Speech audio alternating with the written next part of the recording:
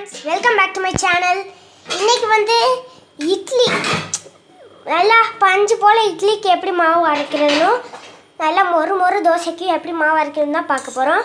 First உளுந்தையும் வெந்தயத்தையும் சேர்த்து ஊற வச்சுருக்கோம். அதை நம்ம அரைக்கலாம். ஏற்கனவே கிரைண்டர் கழுவியாச்சு.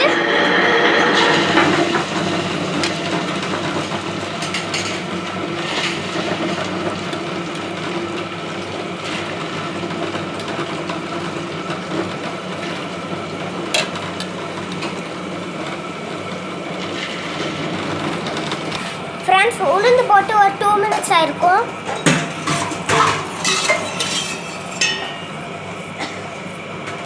கொஞ்சோண்டு இந்த மாதிரி கொஞ்சம் கொஞ்சமாக தண்ணி ஊற்றிக்கலாம்.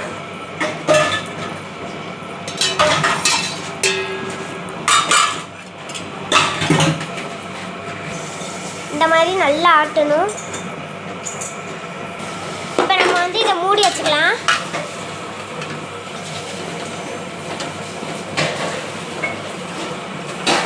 அப்புறம் காமிக்கிறேன்.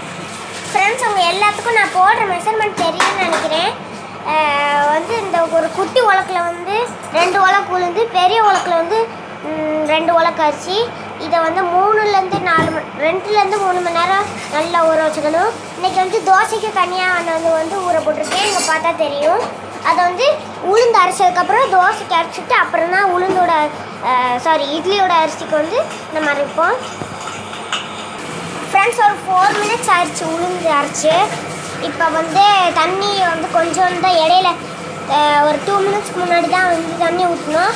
ஏன்னா ரொம்ப கஷ்டமாக அரைச்சிச்சு. அப்போ அதனால தான் கொஞ்சோண்டு தண்ணி தொளிச்சோம்.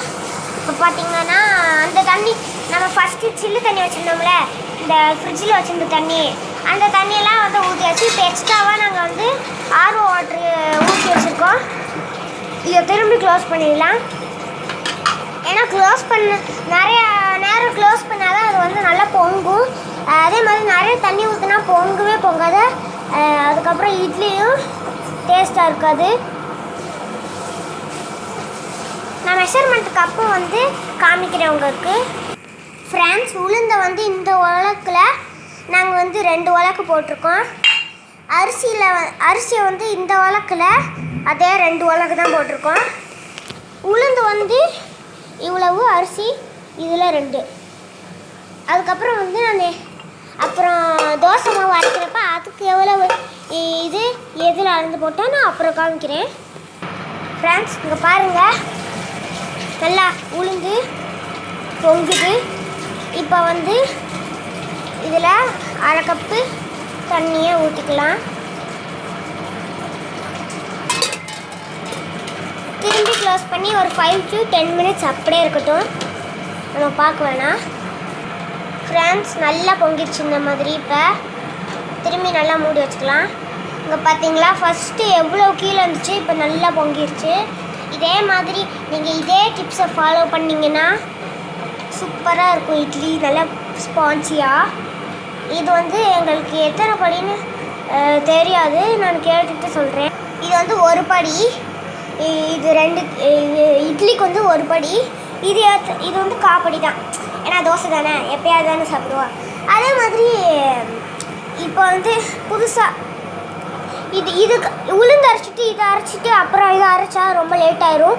அப்புறம் இட்லி மாவு வந்து ரொம்ப புளிச்சிரும், ஒரு மாதிரி டேஸ்ட்டே இருக்காது.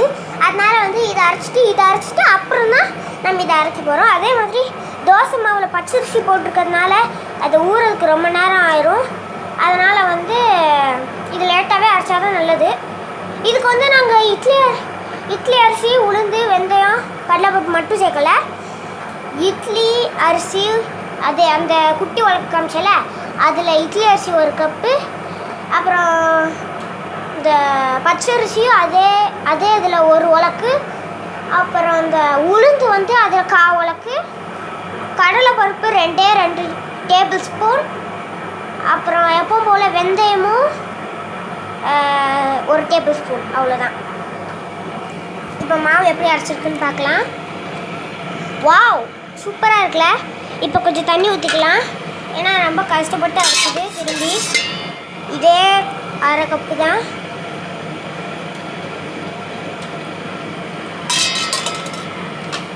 இப்போ மூடிட்டு அடுத்த 5 மினிட்ஸ்க்கு அப்புறம் நான் உங்களுக்கு காமிக்கிறேன்.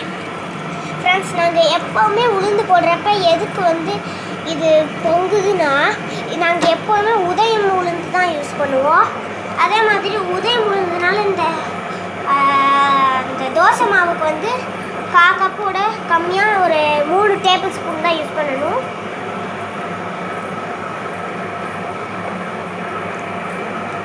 இங்கே பாருங்கள், ஏற்கனவே பாதி நல்லா ஊறிடுச்சு.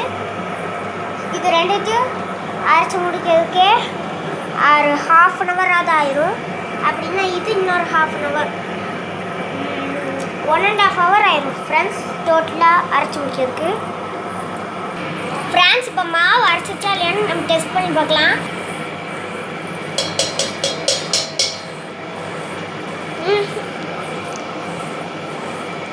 பாதி அரைச்சிருச்சு, இன்னும் பாதி அரைக்கலை. அப்படின்னா தான் இப்படி இருக்கும்.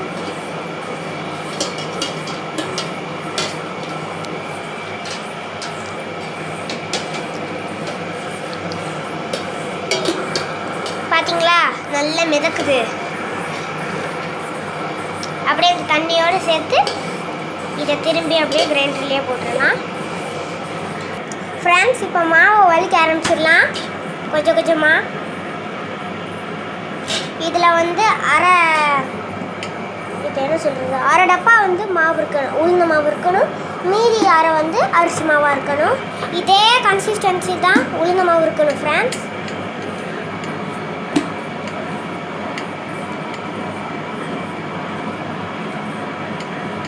நீங்கள் பார்க்குற மாதிரியே தான் இருக்கணும் ஃப்ரெண்ட்ஸ். பாருங்கள், இந்த மாதிரி ஓரளவுக்கு மாவை வந்து வரிசை எடுத்தாச்சு. பாதி மாவு ஐ திங்க் ஸோ பாதி மாவை வலிச்சு எடுத்தாச்சுன்னு நினைக்கிறேன். ஏன்னா அந்த இதில் இது ஃபில் ஆக போகுது இந்த டப்பாவில். இது அரைச்சது வந்து 20 மினிட்ஸ் அரைச்சிருக்கு. இன்றைக்கி 10 மினிட்ஸ் ஃபாஸ்ட்டாகவே அரைச்சிருச்சு. ஏன்னா எப்போவுமே நாங்கள் 1 மணி நேரம் தான் உளுந்த ஊற போடுவோம். இன்றைக்கி வந்து 3 மணி நேரம் ஊற போட்டிருக்கோம் உளுந்த. அதனால் வந்து சீக்கிரமாகவே 20 மினிட்ஸ்லேயே அரைச்சிருச்சு. ஒரு சில பேர் வந்து ஒரு ஓவர் நைட் ஊறணும்னு சொல்லுவாங்க. அப்படி ஓவர் நைட் ஊறுனா மாவு வந்து ரொம்ப புளிச்சிரும். அதனால் இட்லி மாவு மேலே ஓவர் நைட் ஊற விடாதீங்க. இங்கே பாருங்கள், இந்த மாதிரி தான் நல்லா வலிச்சு எடுத்துடலாம்.